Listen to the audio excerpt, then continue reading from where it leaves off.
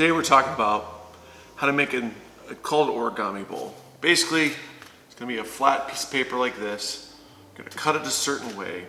You're not gonna go all the way through. You go like a couple inches in a square, give you a couple options to use, and then you're gonna tape them together, fold it, have a template like this. See what it looks like. See how the best way for you to fold it's gonna be. You can take it back apart, roll out a slab of clay using rolling pins and sticks, a 1/4 inch stick, or using the slab roller. And you're gonna make a template, cutting everything out, and then you're going to assemble it together, and it's gonna look like this when it's done.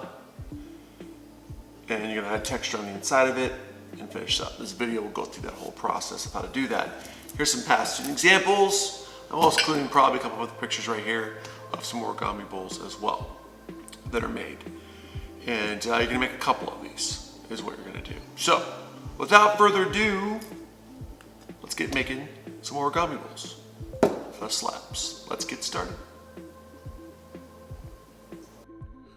Before making your origami bowl out of clay, you got to make a paper template.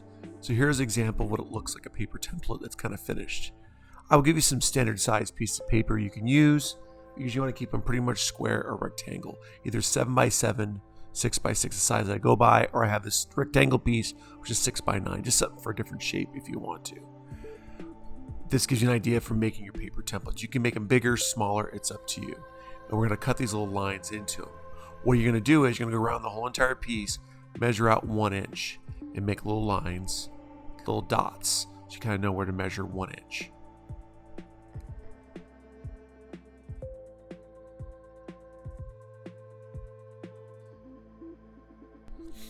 Once I have my lines marked, I'm now going to draw in about 2 inches into each part.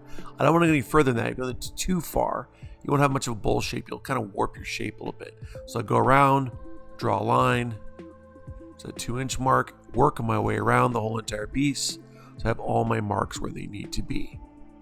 And once I have all the marks done, I will cut out the line. Once I have my lines drawn, it's time to cut them. So I'm going to go with my scissors and cut them out. If I go a little past the 2 inch mark, that's fine, but just kind of be careful with it. If you go too far, your bowl's not going to fold right. Once you have all 4 angles cut, you're going to tape them together. You got to think, am I going to fold these to the inside, the outside? Play around with it, see what you like, see how it looks. Use some tape together. This is a good way to practice to see what your bowl is going to look like before we begin to cut it out of clay. It's better to play with the paper than it is with the clay itself. You're less likely to crack or break. Also, the other thing I want to note for you guys, you don't have to do straight lines like I did here. You can cut them at angles. You can play around with different ways of cutting out your template. Play around with it if you want to. My way is kind of simple, but it really does not limit you to how you do it. There's many, many different ways for you to do it. Play around with it, see what you can come up with. Let's see what you can do.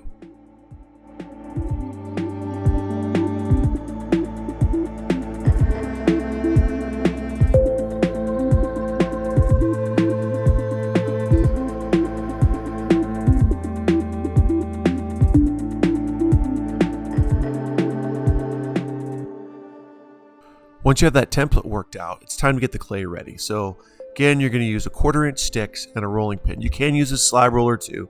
Make sure it's at a 1/4 inch. I'm just using this because it's a little bit faster way to do it. Sometimes the machine's not always there. So I roll my clay out between the 2 sticks, get it ready to go. That's the first thing I'm going to do is get the clay ready to make into my origami bowl.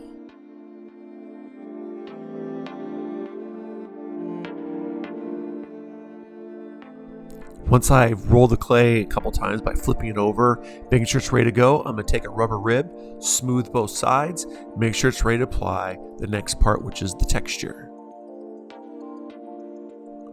For applying the texture, you can do various different things to it. I have some various different types of textures in there. You can use to press in the clay, or you can use these rollers. I'm going to use the roller on this clay here. I'm going to slowly kind of press it down on the piece, so it gets the nice texture on there before I cut anything out. You do this prior to cutting out your piece. That way you have the conceived and consistency of clay you need to create and make. Once I have my slab ready to go, I'm then going to put my template on it. I've removed all the tape, so it's back to a flat piece of paper. And I'm going to line it up on my slab I've already pre-made, and then I'm going to trace it out with my needle tool all the way around going to needle tool knife, doesn't matter which, just kind of begin to cut out the piece. First, I'm going to cut out the square, taking my time to make sure the lines cut out correctly, and then I will go back in and cut the lines out. Once that is done, I'll be ready to go on to the next step, which is beginning to put my bowl together. A little pro tip: it's always good before you cut your lines in there, you take your slab, put it on a bat or flat piece of wood, then cut your lines out. Less likely for your piece to crack and break.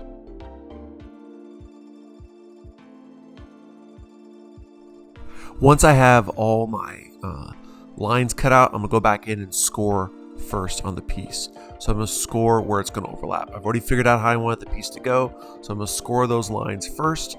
Then I'm going to put a board on top of it, flip it over, and then score the other side. And then I will apply slip and begin to join all the pieces together.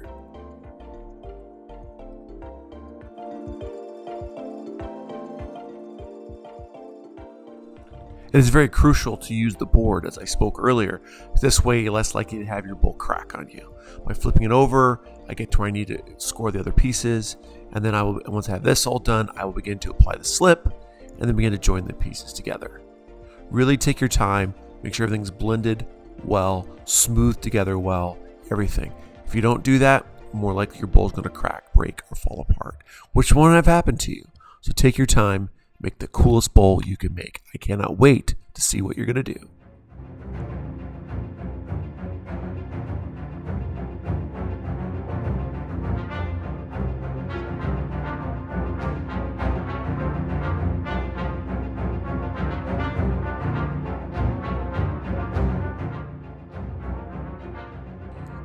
Once I've scored and slipped all my pieces together and pressed the seams, I'm going to flip it over onto either a Pringles can, a little cylinder part, something so I can help support it, so I can go back here and smooth the seams on the side I really can't get to. This allows me to support a bit, kind of work my way around, get to smooth those seams together. I have to press them a little bit together more, so it helps kind of keep that seam joined together. I take a slight damp sponge, smooth and blend them, use a rubber rib, a little rubber scraper, something to make sure all those seams are really well blended together. That is very important to make sure it happens. Because if I don't take the time to do this, it could crack, break, and fall apart. So really take the time making sure things really well blended and put together.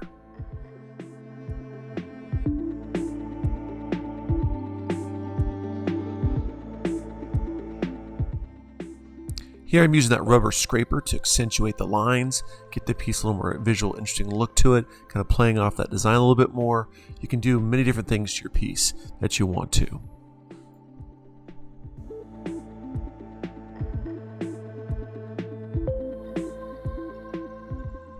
Once I'm done smoothing the other side of the bowl, I flip it back over, begin to smooth the edges.